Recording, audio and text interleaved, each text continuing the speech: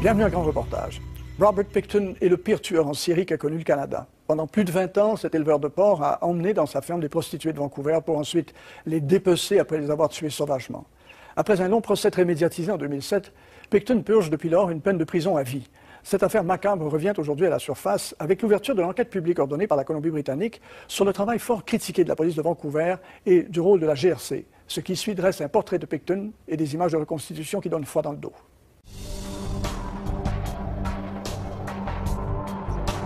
Février 1999. Willie Pickton est en chasse. Il se rend au Downtown Eastside de Vancouver en quête d'une prostituée ou d'une toxicomane, une femme qui a désespérément besoin d'argent. Il repère une jeune cocaïnomane à qui il propose de lui acheter sa drogue. L'ayant prise au piège, il l'emmène à sa roulotte.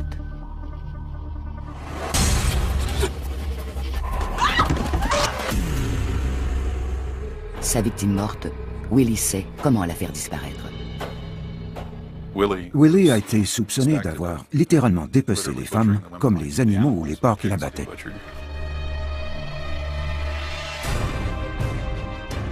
Les méthodes effroyables de Willie Pickton ont rendu ses crimes presque indécelables.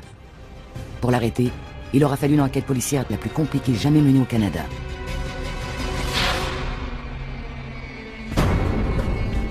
Robert William Pickton est né le 24 octobre 1949. Ses parents, Leonard et Louise Pickton, ont une porcherie à Port Coquitlam, à 25 km à l'est de Vancouver. Ils y élèvent des animaux qu'ils abattent et dépecent. Ils vivaient dans cette ferme de manière primitive. Les animaux entraient et sortaient à leur gré de la maison des Pickton. Comme le père pense qu'une fille n'a pas sa place dans une porcherie, la sœur aînée de Willie, Linda, vit chez un parent à Vancouver. Willie et son frère cadet David restent pour y travailler. Et leur mère, dure et exigeante, y veille. Elle était tyrannique. Elle faisait la loi et les enfants trémaient dur. Elle avait une voix très particulière. Elle leur criait « Les enfants, venez ici immédiatement !» d'une voix perçante. Pour Louise Pickton, les porcs sont prioritaires et la propreté ne pose pas un problème. Tout le monde savait que les enfants des Pickton avaient une odeur de fumier, de porc, que leur corps et leurs vêtements étaient sales. Les autres enfants ne voulaient pas s'asseoir près d'eux dans l'autobus et ils les traitaient de cochons puants. Willie a de la difficulté à l'école. Ses enseignants le jugent lent. Il doit suivre des cours de rattrapage. Avec son frère, il tente d'éviter l'école par tous les moyens. Ils revenaient à la maison et ils se cachaient sous leur lit, jusqu'à ce que l'école soit finie pour que leurs parents ne sachent pas qu'ils n'y étaient pas allés. Sans amis, le jeune Willie se consacre au travail de la ferme, surtout aux soins des animaux d'élevage. À 11 ans, avec ses économies, Willie achète un veau à l'encan. Il en fait son animal de compagnie et son seul ami. Il adorait ce veau. Tous les jours, quand il rentrait à la maison, il s'en occupait, il le nourrissait. Or, un jour, il est rentré et le veau avait disparu. Willie est allé voir sa mère qui lui a dit d'un ton sec et déterminé « Va voir dans la grange ». Il y est allé et il a vu que le veau avait été débité. Il était hystérique. Ça lui a fait perdre tous ses sentiments de rapprochement avec les humains et sa compréhension du fait qu'il pouvait aimer quelqu'un ou établir un lien. Je pense que ça a été coupé à ce moment-là. Willie a encore des problèmes à l'école. En 1963, l'adolescent de 14 ans décroche. Il se trouve un emploi d'apprenti boucher où il se découvre un talent pour dépecer les animaux. Il savait où les scier, où faire les incisions dans les parties du corps, comment enlever la peau. Bref, il savait ce qu'il faisait. Pendant 4 ans, Willie aide ses parents à la porcherie et poursuit son apprentissage de boucher. Il vit une période relativement heureuse. Mais le bonheur et la normalité ont la vie courte à la ferme des Pickton. Le 16 octobre 1967, Willie apprend une terrible leçon. Dave, le frère de Willie, avait 16 ans et il venait tout juste d'avoir son permis de conduire. Il a pris le camion de ses parents pour une balade. Le conducteur inexpérimenté frappe un jeune garçon qui marchait en bordure de la route.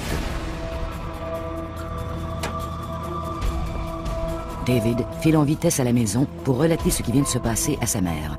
Comme Willie le dira plus tard à ses amis, sa mère savait exactement quoi faire. Elle lui a dit d'aller immédiatement au garage et de le faire réparer. Elle allait s'occuper de l'enfant. Louise Picton trouve le garçon étendu sur la route, gravement blessé, mais encore vivant. Tout porte à croire qu'elle l'a poussé dans un fossé où il s'est noyé.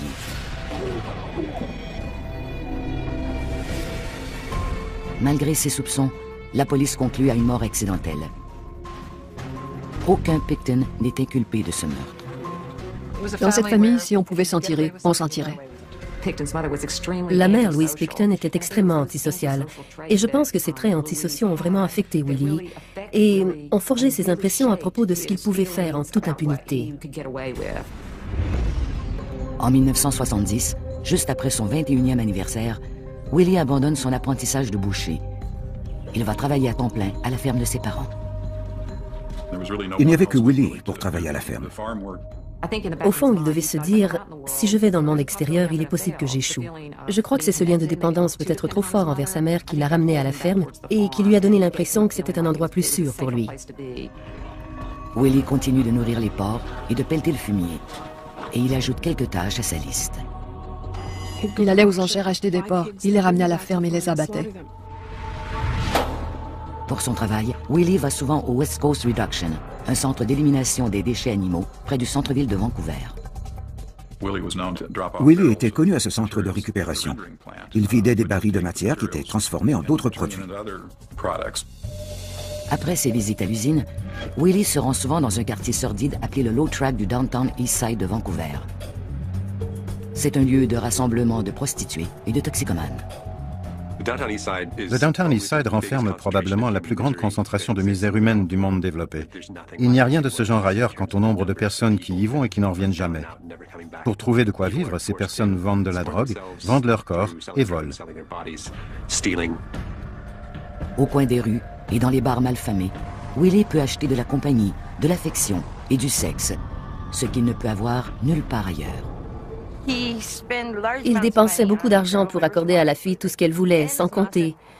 Quand elle revenait, les filles en parlaient à leurs amis et elles disaient que c'était vraiment bien d'être avec ce gars-là. Parmi les paumés du Low Track, Willie trouve sa place. Il se met à fréquenter l'hôtel Astoria, un pub de la rue East Hastings.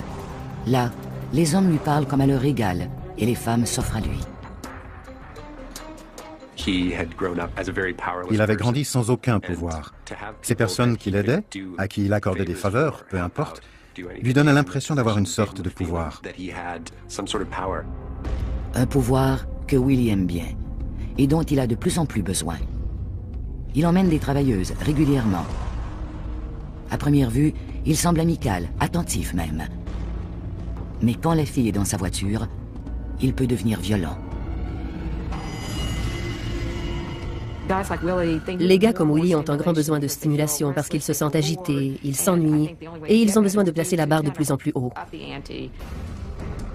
Son enfance difficile et ses désirs inavoués transforment Willie Picton en un monstre. Et les femmes de Low Track de Vancouver seront des proies faciles. Il a juste fait ce qu'il connaissait, et c'était de charcuter, de se débarrasser des restes. C'est une recette pour meurtre qui n'en finit jamais.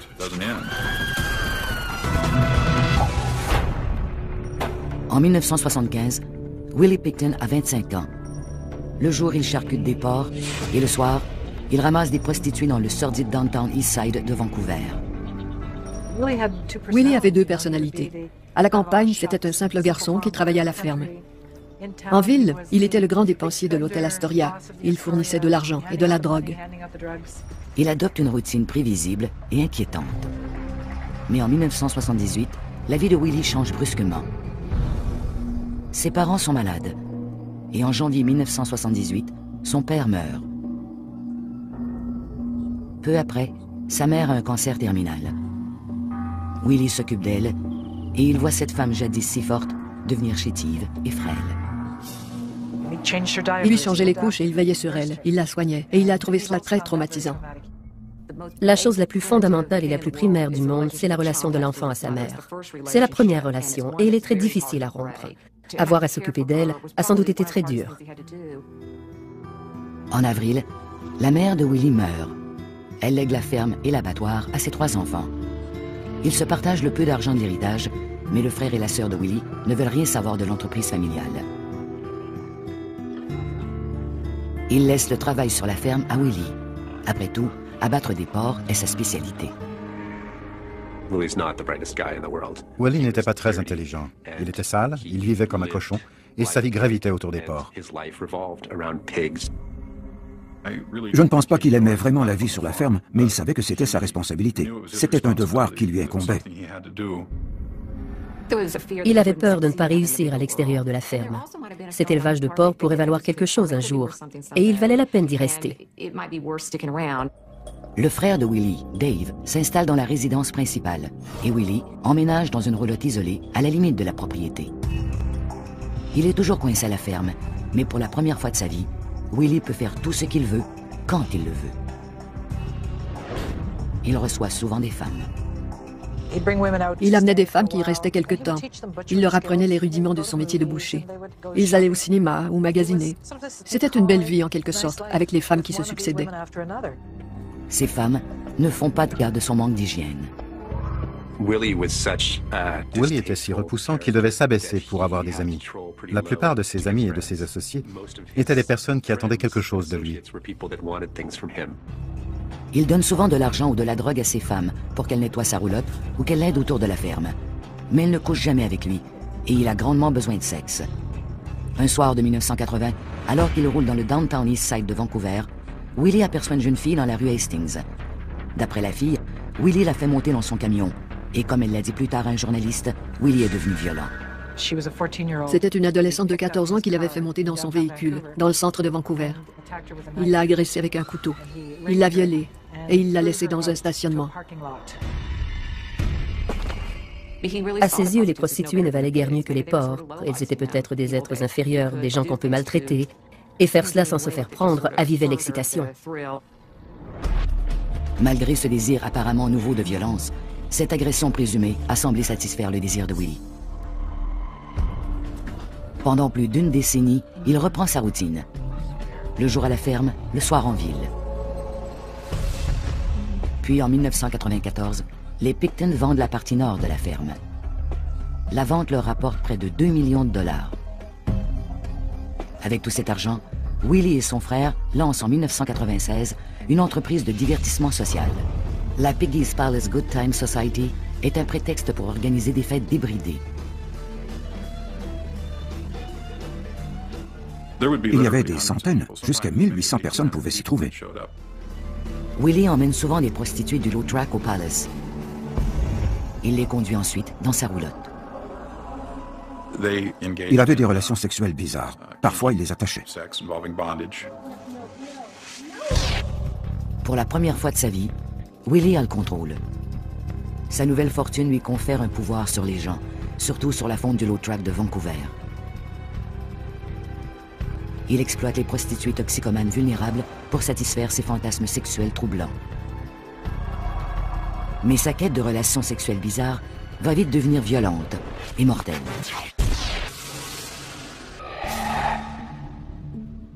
En mars 1997, une prostituée appelée Wendy Eistetter est allée chez Willie. Pendant la relation sexuelle, Willie a tenté de la menotter, mais elle s'est libérée. Et Willie s'est mis en colère. Il a dit qu'il avait un couteau et qu'il s'en venait. Wendy est parvenue à prendre un autre couteau dans la cuisine. À chaque coup qu'il lui donnait, elle lui en donnait un. Presque nue et blessée, Wendy a fui la ferme. Un couple de personnes âgées qui passaient en auto l'a transportée à l'hôpital. Elle avait reçu des coups de couteau sur tout le corps. C'était horrible. Ces énormes plaies béantes d'ici à là. La police inculpe Pickton d'agression, mais Wendy a trop peur pour témoigner. Elle ne se présente pas au procès. L'inculpation de Pickton tombe. Il rentre dans sa ferme, avec ses porcs et ses couteaux de boucher.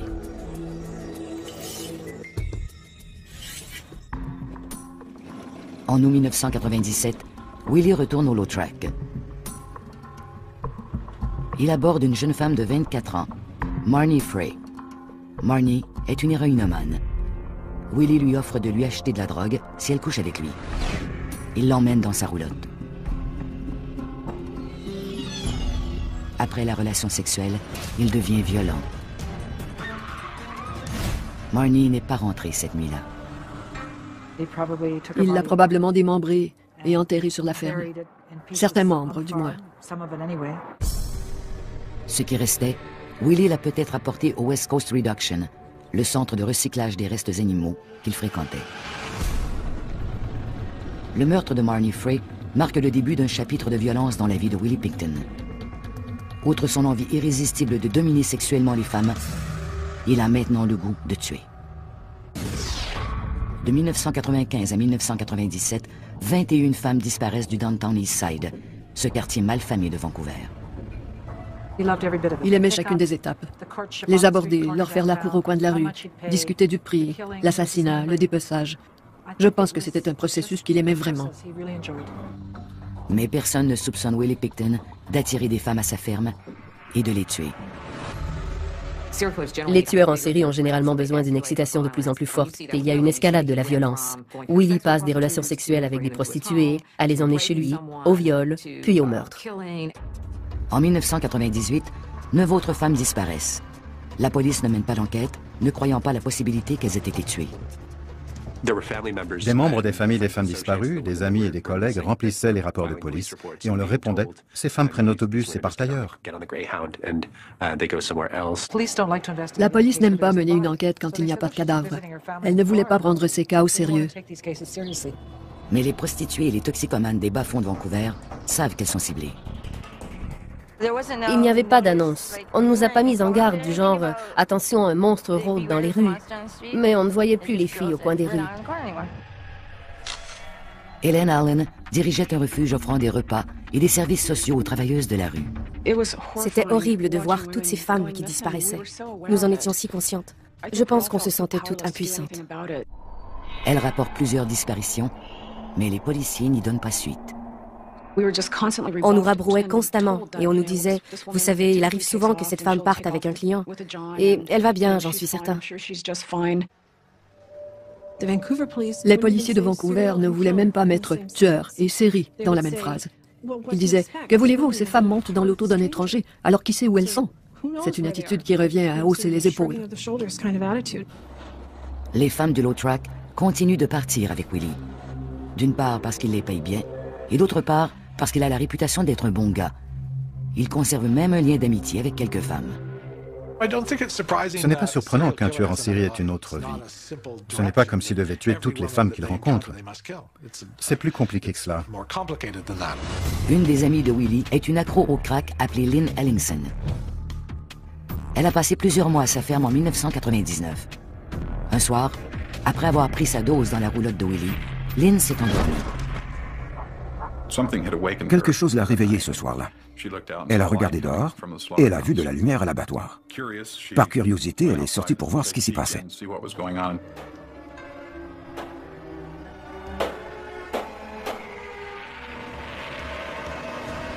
Une femme aux ongles d'orteil vernis en violet se balance devant elle. Il s'agit de Georgina Papin, la dernière victime de Pickton. Terrifiée, Lynn s'enfuit de la ferme. Willie ne tente pas de la retenir. Willie était une sorte d'énigme. Il n'a peut-être pas tué Lynn Ellingson parce qu'elle était son amie.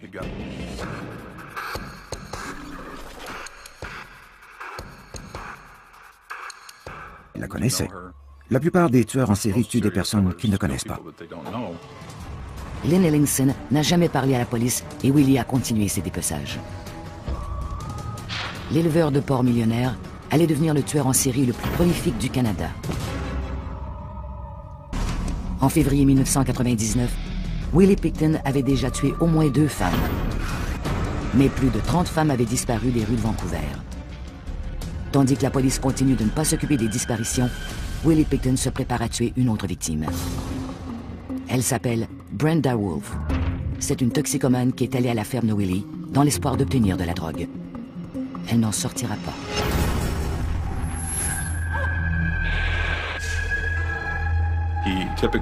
Généralement, il attachait ou menottait ses victimes et il les étranglait avec un fil de fer ou une ceinture. Willie dira plus tard qu'il transportait les corps sans vie de ses victimes à l'abattoir. Il les dépeçait alors avec la précision d'un boucher d'expérience. Il faisait simplement ce qu'il savait faire et c'était de dépecer et jeter. Il n'y avait probablement jamais réfléchi. Dans la plupart des cas, Pickton place les restes de ses victimes dans des barils qu'il transporte à la West Coast Reduction. Brenda est la 53e Vancouveroise à disparaître sans laisser de traces. Les disparues sont toutes des prostituées ou des toxicomanes des bas-fonds. Les femmes avaient très peur. Leurs amis disparaissaient, elles le savaient. J'ai entendu des femmes dire « Je vais être la prochaine. Je vais sortir ce soir. Si vous ne me voyez pas demain, venez me chercher. » Les femmes étant de plus en plus nerveuses, Willie a de la difficulté à les convaincre de venir à sa ferme. Willie a des capacités réduites. Il n'est pas très brillant. Mais il avait une habileté et une intelligence animale en quelque sorte. L'éleveur de porcs s'est lié d'amitié avec quelques femmes et il trouve le moyen de s'en servir pour leurrer ses victimes. Dinah Taylor est l'une de ses amies. Willie l'envoie au refuge de femmes en quête de prostituées et de toxicomanes. Dinah Taylor disait « On va aller faire la fête chez oncle Willie. Il a de la drogue, de l'alcool et de l'argent. » Je me souviens de l'avoir aperçue quelques fois au centre le soir. Elle en repartait parfois en compagnie d'une femme. Et une fois rendue à la ferme, les femmes étaient des proies faciles. C'était pour lui une sensation psychologique très forte. Celui qui avait été rejeté attendait maintenant non seulement qu'on lui amène les femmes, mais qu'on les lui amène pour les massacrer. La plupart du temps, il les accusait de l'avoir volé, d'avoir pris de l'argent dans son portefeuille, quelque chose du genre. C'était un prétexte pour piquer une rage contre elles et les agresser. En janvier 2001, le nombre de femmes disparues avait atteint 62. Les autorités ne peuvent plus ignorer le problème. En avril, le service de police de Vancouver et la Gendarmerie royale du Canada forment le groupe de travail sur les femmes disparues. Des affiches promettent 100 000 $ pour un renseignement menant à une arrestation. Plus de 12 000 personnes appellent. Plusieurs parlent d'un éleveur de porcs à l'est de Vancouver. Le nom de Willie Pickton se retrouve finalement sur la liste des suspects. Il a déjà été arrêté pour agression, mais il n'a pas été condamné. La police ne va pas plus loin. Ils ne savaient pas comment chercher un tueur en série. Ils n'avaient pas d'effectifs. Leur dossier était mal monté. Ils n'avaient pas d'échantillon d'ADN pour vérifier l'identité de ces femmes. Les membres des familles des disparus désespèrent d'avoir des nouvelles. Ils poussent la police à mener une enquête. Peu importe qu'on les appelle plusieurs fois pour leur expliquer qu'on pensait que Marnie pouvait être dans cette ferme ou ailleurs à Port Coquitlam, ils ne semblaient pas s'en soucier. Je ne sais pas pourquoi ils ne lui ont pas accordé plus d'importance. Il filait plusieurs personnes et il a probablement glissé dans une maille du filet. Willie poursuit sa folie meurtrière au printemps de 2001. En juin, il tue Andrea Josbury. Et en août, Serena Abbotsway devient sa conquête suivante. Mais contrairement à ce qu'il a fait de ses autres victimes, Pickton ne se débarrasse pas immédiatement des corps. Il met leur tête, leurs mains et leurs pieds dans des seaux de plastique au congélateur. Je pense qu'il est devenu négligent. Voilà un homme qui n'a peut-être pas vraiment compris les implications de ce qui pouvait lui arriver. Je pense qu'il s'est cru invincible. N'oubliez pas que sa mère s'en était tirée à la suite d'un meurtre. En novembre 2001, Willie s'arrête au coin de Maine et Hastings pour parler à Mona Wilson, âgée de 26 ans. Il lui promet de la drogue et de l'alcool gratuit, et Mona monte dans sa voiture. Il l'emmène chez lui dans un camping-car derrière la grange. Après le rapport sexuel, il l'abat sauvagement. Peut-être cette femme a-t-elle tenté de riposter ou a-t-elle fait quelque chose qui ne cadrait pas avec ce que Willie avait en tête, ce qui pourrait avoir déclenché la rage qu'il avait en lui. Willie l'abat avec un revolver de calibre 22. Son sang éclabousse les murs et imbibe le matelas. Il se peut qu'avec le temps, il y ait eu une escalade dans ses comportements, parce qu'il avait besoin d'agir de plus en plus violemment. À la fin de 2001, 64 femmes du Low Track de Vancouver sont sur la liste des disparus. Mais la police n'a fait aucun progrès. Finalement, le 1er février 2002, les enquêteurs ont une piste inattendue. Un camionneur qui travaillait parfois à la ferme des Pickton dit à un agent qu'il a vu des armes illégales dans la roulotte de Willie. Voulant en savoir davantage sur ce suspect de meurtre potentiel, la police obtient un mandat de perquisition. Ils devaient procéder très prudemment pour ne pas manquer cette chance. 4 jours plus tard, les policiers de Vancouver arrivent à la propriété des Picton. Les découvertes macabres qu'ils y font vont déclencher la plus grande enquête de criminalistique jamais menée au Canada.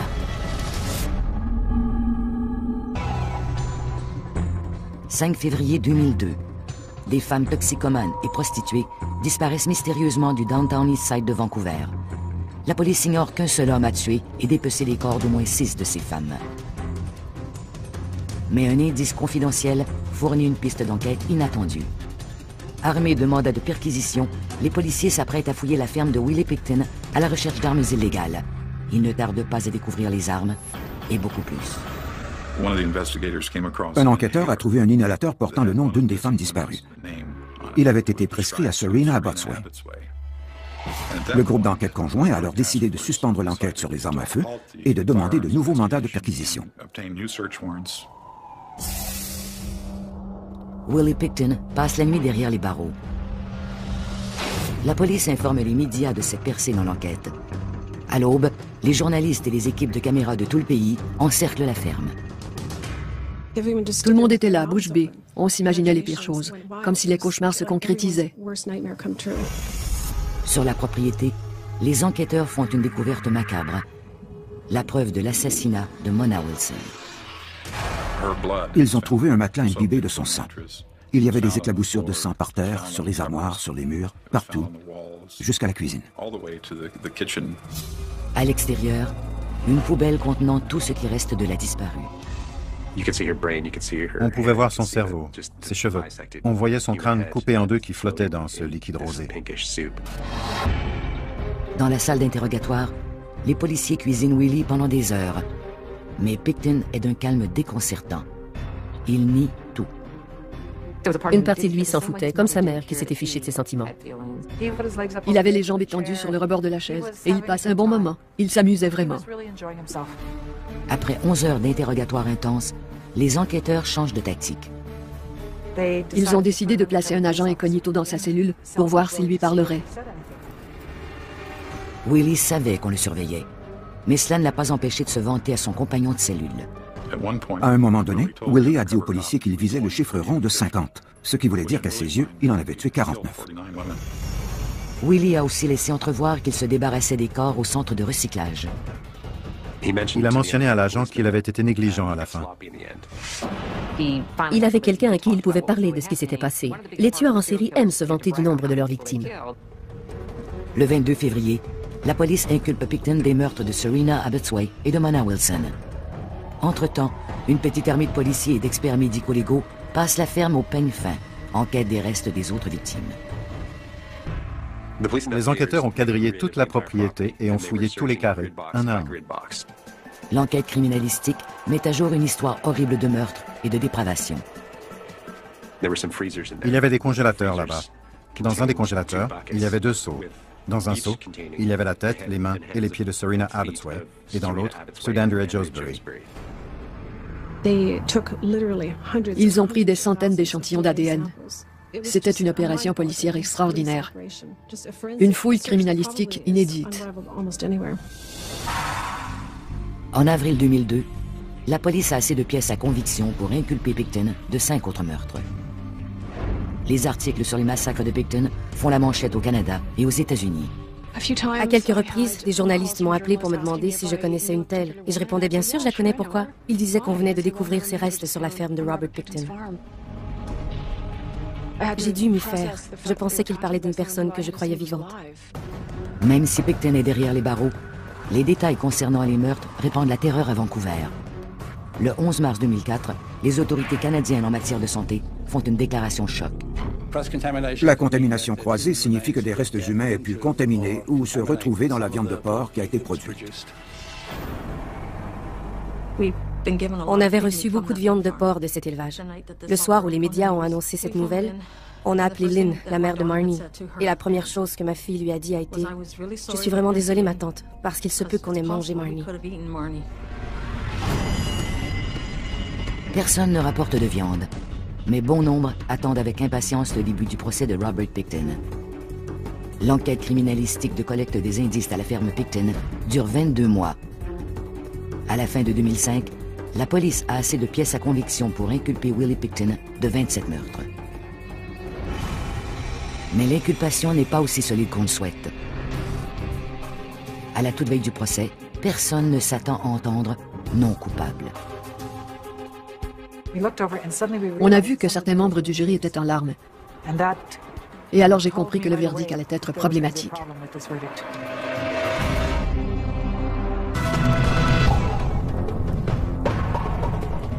Janvier 2006.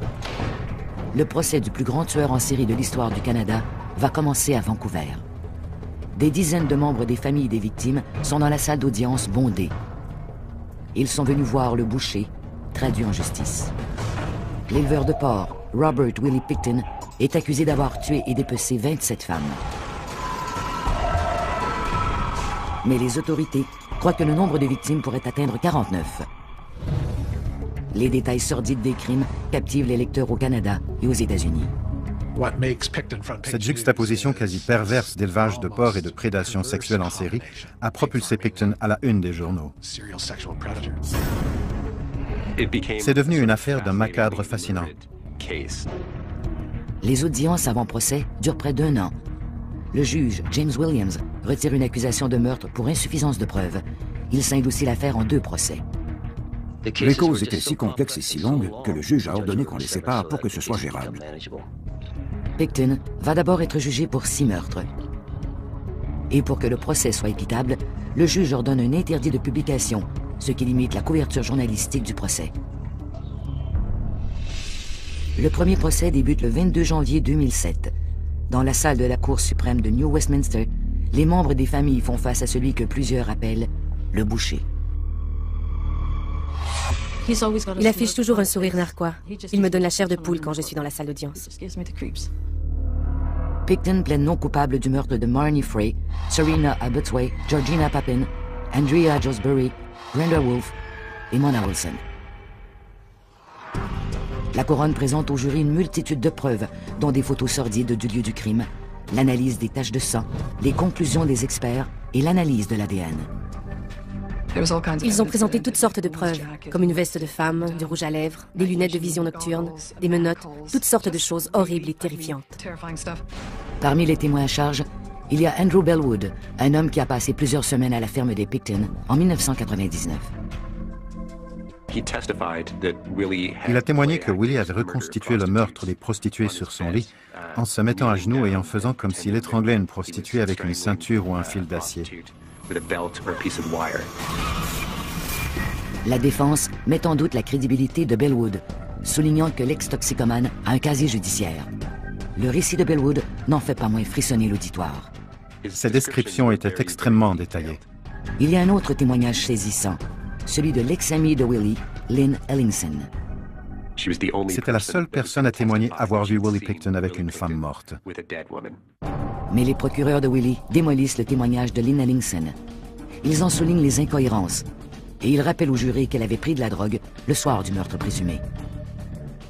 La défense a travaillé fort pour miner sa crédibilité et elle a réussi. Au fil du procès, la défense décrit Willie comme un crétin qui ne pouvait pas commettre ces meurtres élaborés de son propre chef. Dans un sens, il était presque un animal primitif. Les gens ont parlé de sa grande intelligence, mais les loups et les animaux tuent sans arrêt. Et Willie leur ressemble. Les procureurs de Pickton laissent entrevoir que des amis comme Lynn Ellingson ou Dinah Taylor pourraient être responsables. Les plaidoyers finaux sont présentés le 26 novembre 2007. Le jury délibère pendant 2 semaines. Le 8 décembre, les parents des victimes et les journalistes sont là pour entendre le verdict du jury. On a vu que certains membres du jury étaient en larmes. Et alors j'ai compris que le verdict allait être problématique. Et c'est le cas pour les membres des familles des victimes. Les jurys concluent que Pickton n'est coupable d'aucun meurtre prémédité. Les familles dans la salle se sont mises à crier. Mais Pickton n'échappe pas à la justice. Le jury déclare Pickton coupable de 6 meurtres au 2e degré. Le juge Williams lui impose la peine maximale, 25 années de prison. Ça porte essentiellement sur la préméditation. On se demande comment on peut tuer 6 femmes sans que ce soit prémédité, planifié et orchestré. Le jury n'a pas pu déterminer s'il avait agi seul ou non. Quand on pense qu'il reste 20 chefs d'accusation pour lesquels Robert Pickton n'a pas été jugé, ça me semble une affaire non réglée. Les enquêteurs ne détermineront peut-être jamais combien de femmes ont été tuées à la ferme Pickton. Il y a une autre question obsédante. Qu'est-ce qui a poussé un garçon solitaire à devenir apparemment le plus grand tueur en série du Canada? C'est cette combinaison d'inné, d'acquis, d'apprentissage, de psychologie et de génétique. Il était peut-être prédisposé à faire cela, mais on lui a aussi appris que la vie n'avait pas beaucoup de sens. Je connais bien des femmes du Downtown East Side qui diraient « Laissez-le sortir 5 minutes et on va lui régler son compte ». La Cour suprême du Canada a rejeté à l'unanimité la demande du tueur en série Robert Pickton, qui souhaitait obtenir un nouveau procès. À la lumière de cette décision, la couronne de la Colombie-Britannique a annoncé qu'elle demanderait la suspension des 20 accusations qui pèsent toujours contre Pickton. En septembre 2010, le gouvernement de la Colombie-Britannique a annoncé la tenue d'une enquête publique sur le travail des policiers dans l'affaire Pickton. On ne sait toujours pas ce qu'il est advenu de 38 des 64 disparus de Vancouver.